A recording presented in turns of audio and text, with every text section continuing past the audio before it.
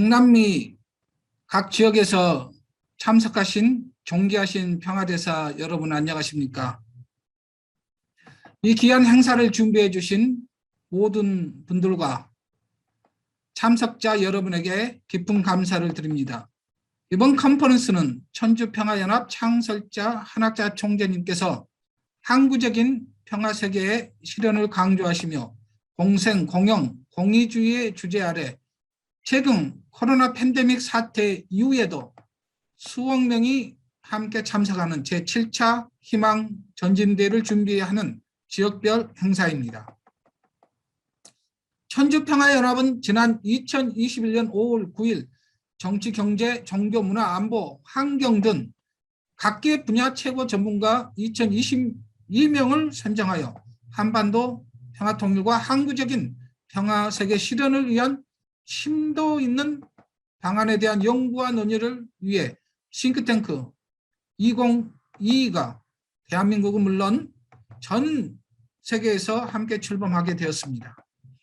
특별히 올해는 문선명 한학자 총재 양해분께서 한국전쟁 이후 분단된 남북의 통일을 위한 물꼬를 트시기 위해 방북하여 김일성 주석과 1991년 12월 6일 회담을 하신 지 30주년이 되는 역사적인 해입니다. 이번 8월은 한반도 통일을 위한 경제적 측면에서 라틴 아메리카 평화대사와 전문가들이 참석하여 각자의 고견을 발표하는 세미나입니다.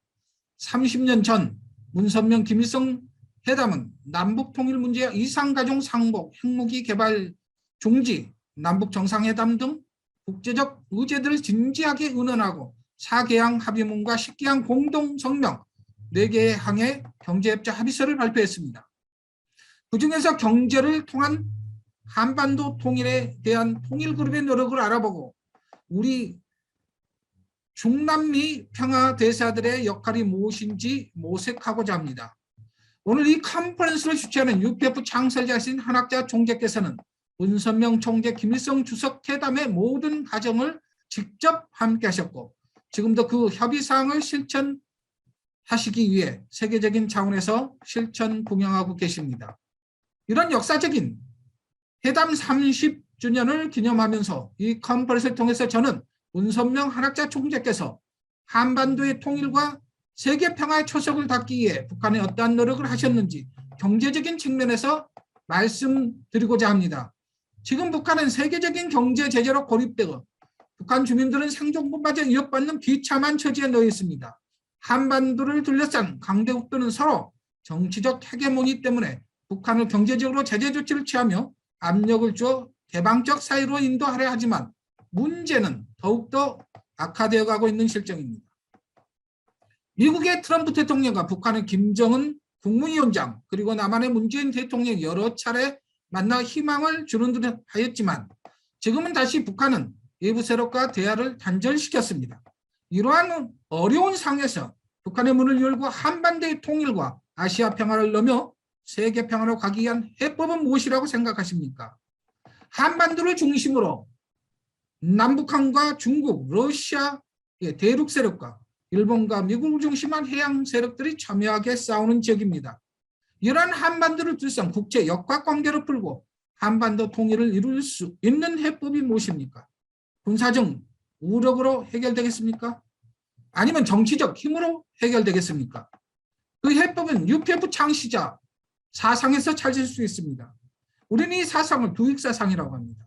두익사상은 유물론의 공산주의 사상을 바탕으로 한 자익사상도 아니고 자본주의와 민주주의 바탕으로 하는 우익사상도 아닙니다. 오늘 컨퍼런스의 핵심 주제인 공생, 공영, 공의주의라고 말할 수 있습니다. 30년 전 문선명 총재와 김일성 주석과의 회담은 적개심을 사랑으로 화합하는 남북 통일운동의 역사적인 회담이었습니다. 그리고 김일성 주석과 회담 이후 빈곤으로 인한 북한 주민들을 살리기 위해 많은 경제적 투자를 하셨습니다. 문선명 한학자 총재가 북한에 많은 경제를 투자하여 도움을 주는 이러한 참사랑의 실천 방법은 성경에서 찾을 수 있습니다. 성경 창세기에는 에서와 야곱의 이야기가 나옵니다.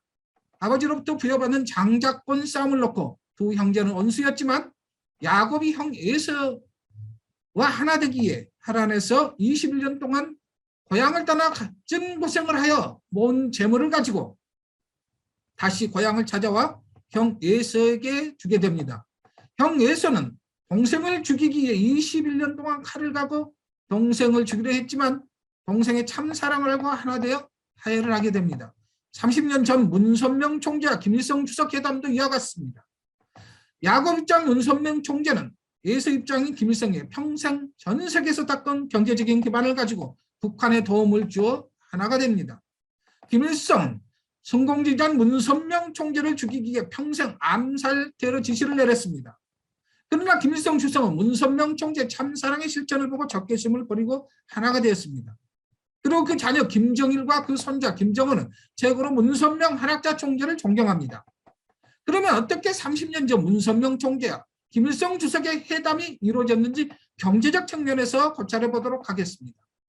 문선명 총재가 김일성 주석을 만나기 전에 1990년 4월 11일 소련의 고르바초프 대통령을 만났습니다. 소련 고르바초프 대통령을 만난 것은 결국 김일성 주석을 만나 한반도 통일과 북한을 해방하기 위함이었습니다. 자본주의 경제 이론은 자기 이익을 추구합니다. 그러나 문선명 한학자 총재 통일 사상의 경제 이론은 그렇지 않습니다. 상대를 위한 목적과 더 큰 전체 목적을 위해 손해를 보더라도 투자를 합니다. 그래서 문선명 한학자 총재는 그분의 모든 재산의 90%를 세계 평화와 초종교 화합 활동에 투자해 왔습니다. 성경에서 야곱이 평생 번 재물을 형 에서와 화해하고 하나 되기 위해서 준 것처럼 문선명 한학자 총재는 한반도의 통일을 위해 북한의 경제적 이익을 바라지 않고 투자했습니다.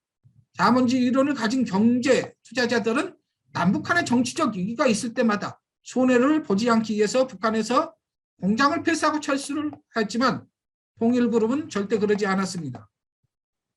그리고 북한에 투자한 모든 공장과 회사들은 북한에 투자하고 주었습니다. 30년 전 문선명 총재와 김일성 주석 회담에서 10가지 합의가 있었지만 경제적 합의는 다음과 같습니다.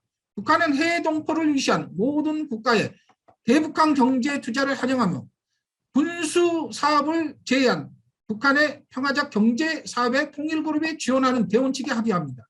문선명 총재와 김일성 주석은 금강산 관광단지 개발 등 남북 경영 문제를 폭넓게 논의하였습니다. 문선명 총재 김일성 주석 회담에 따라 통일그룹 가정연합은 세계적 기반을 움직여 속전속결로 남북한 경제협력을 추진하게 됩니다. 먼저 평양 인근인 남포시에 100만 평 부지를 확보해 평화자동차 공장을 세우게 됩니다. 연간 1만 대 생산이 가능한 규모입니다. 문선명 총재 김일성 주석 회담 2년 후인 1993년 평양 보통강변에 위치한 10층 규모 163개 객실을 보유한 1급 보통강 호텔을 인수했고 문선명 총재의 고향인 평안북도 정주 상가 주변 30만 평 부지에 정주 평화공원을 조성해 전세계 통일교인이 순례를 하게 했습니다. 평양의 이상가족 상봉시 북측 화상 장공장소 겸 주민을 위한 외국인 컴퓨터 교육은 물론 교회 기능도 가능한 최신식 건물인 세계평화센터를 세웠습니다. 여기는 통일교 세계평화통일가정연합 교회도 있습니다. 2007년 8월 5일 완성하여 준공식 행사를 할 때 남한의 대표 사절단 일행으로 제가 참석하기도 했습니다. 문선명 총재는 2000년 10월 통일교 산하 평화대사 협의회가 진행한 대북식량 지원 사업에 10억을 기부했습니다. 2007년 10월에 남북한 포함 50개 여성 지도자 700여 명이 참석한 세계 여성 지도자 대회를 금강산에서 개최했고 유엔 경제이사회에 등록된 평화봉사재단이 북한 농가 주택 건축 사업 추진을 4차례에 걸친 제1동포 모국 방문 사업 등을 성사시켰습니다. 그리고 통일교는 2012년 평화자동차 보통강 호텔 지분을 보유한 대북사업 운영권을 북한에 무상으로 넘겼습니다. 김일성 주석 회담 이후 끊임없는 통일그룹과 북한과의 돈독한 관계를 가지고 있습니다. 북한도 통일그룹의 진정성을 인정하여 북한 김정은 국무위원장은 북한의 통일과 평화를 위해 헌신한 분에게 드리는 최고의 국가상인 조국 통일상을 문선명 총재에게 수여하였습니다. 북한 김정은 국무위원장은 2023년 8월 23일 문선명 선생 일주기를 앞두고 민족 화합과 번영, 나라 통일, 세계 평화를 위하여 노력한 문선명 선생의 명복을 기원한다는 내용의 추모사를 보내왔습니다. 지금까지 문선명 총재와 김일성 주석 회담 30주년을 맞아 한반도 통일을 위한 경제적 고찰을 해보았습니다. 한반도 문제는 자국의 문제가 아니라 세계적인 문제임을 알게 되었습니다. 그리고 문선명 한학자 총재는 한반도 통일이 평화세계 초석이라고 인식하고 모든 통일 그룹의 기반을 북한을 해방하기에 경제적 투입을 하셨다는 것도 알게 되었습니다. 그러면 마지막으로 한반도 통일을 위하여 평화대사 역할을 중남미에서 어떻게 할 것인지를 모색해 보고자 합니다. 1950년 한국전쟁 당시 평화유엔군으로 16개의 나라에서 참석을 했습니다. 중남미에서는 콜롬비아가 직접 젊은 군인을 보냈습니다. 중남미에서는 한국전쟁 때 물자를 지원한 나라는 아르헨티나, 칠레, 코스타리카, 쿠바, 도미니카, 에콰도르, 엘살바도르, 과테말라, 온두라스, 멕시코, 파나마, 우루과이, 베네수엘라, 그리고 파라과이, 페루가 전쟁 복구 지원을 했습니다. 그리고 볼리비아, 브라질, 니카라과는 지원 의사를 표명한 나라였습니다. 라틴 아메리카 대부분의 나라가 한국이 어디 있는 줄도 모르면서 세계 평화를 위해 동참했던 것입니다. 천지평화 창시자 문선명 한학자 총재는 이 한국전쟁은 공산주의, 민주주의 전쟁뿐만 아니라 하늘편과 사탄편의 선악투쟁의 역사로 봅니다. 한반도 문제가 해결되고 통일이 되어야 세계 평화가 되고, 그리고 한반도 문제가 해결되고 통일이 되어야 세계 평화가 온다는 선리관을 갖고 국제적인 평화단체를 조직하여 북한을 해방하고자 합니다.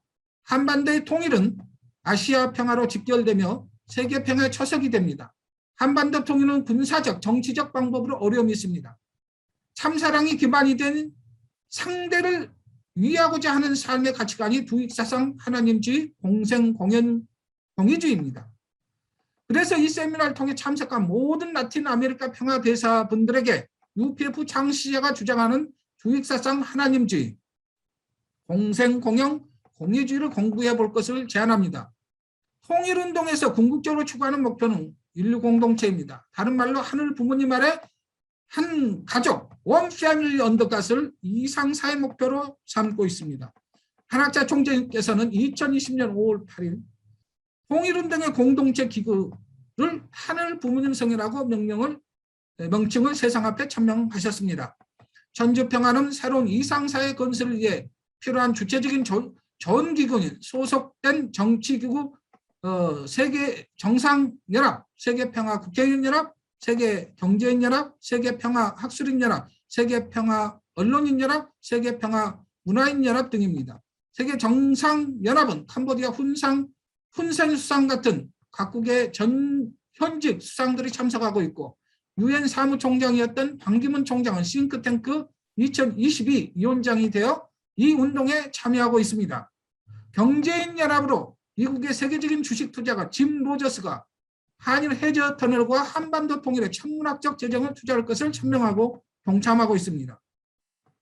저는 이 두익사상을 알고 대학생 때부터 한반도 통일과 세계 평화 실현을 위해 평화대사로 활동하고 있습니다. 저명하신 평화대사 여러분, 오늘 중남미 행사를 통해서 최근 UPF를 중심한 활동 소개를 통해 더 깊이 알아보시고 지금까지 쌓아왔던 여러분의 경험과 전문적인 지식들을 바탕으로 세계 평화를 위한 활동에 적극적으로 참여해 주시기를 당부드립니다.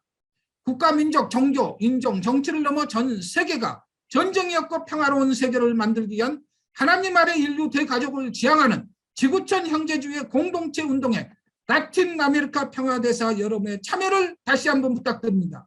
오늘 말씀하시는 패널리스트 강사들을 통해 더 깊고 폭넓은 UPF의 비전과 사명을 이해하시고 중남미가 한반도 통일과 세계 평화의 모범적인 역할을 하는 평화대사가 되시길 바랍니다. 다시 한번 감사드리면서 발표를 마치겠습니다. 감사합니다. Muchas gracias.